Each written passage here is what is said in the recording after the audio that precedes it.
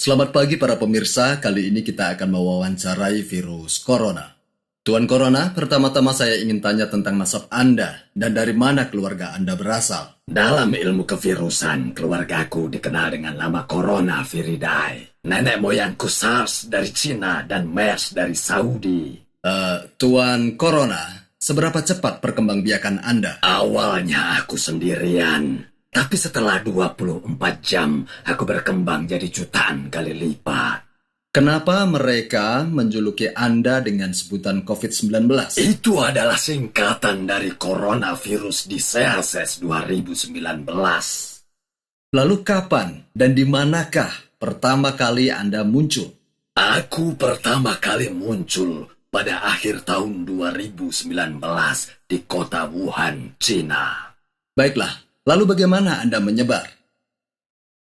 Aku menyebar melalui percikan air yang berterbangan ketika batuk atau bersin. Baiklah Tuan Corona, sekarang bagaimanakah Anda bisa memasuki tubuh yang sehat?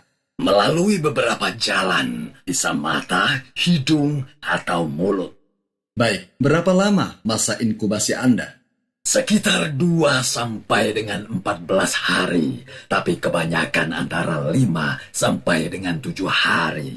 Baik, lalu apa yang Anda lakukan ketika memasuki tubuh seseorang? Aku menyerang dan merusak organ pernafasan. Lalu lingkungan seperti apa yang Anda sukai, Tuan Corona? Aku paling suka lingkungan yang lembab, gelap, dan dingin. Baiklah, apa gejala orang yang terjangkiti Anda? Demam tinggi, batuk kering, kelelahan, dan ingusan. Bisakah Anda ceritakan secara detail bagaimana Anda memasuki tubuh seseorang? Biasanya melalui sentuhan hidung, rongga mulut, atau kerongkongan. Baiklah, apa kesukaan Anda? Selain tempat lembab dan dingin, aku suka keramaian, perkumpulan, dan minimnya kebersihan. Apa yang Anda benci? Aku benci pada mereka yang diam di rumah, yang bersih badannya, yang lingkungannya kering dan sirkulasinya bagus, dan yang sering berkumur. Apakah Anda membunuh setiap orang yang Anda jangkiti? Tidak.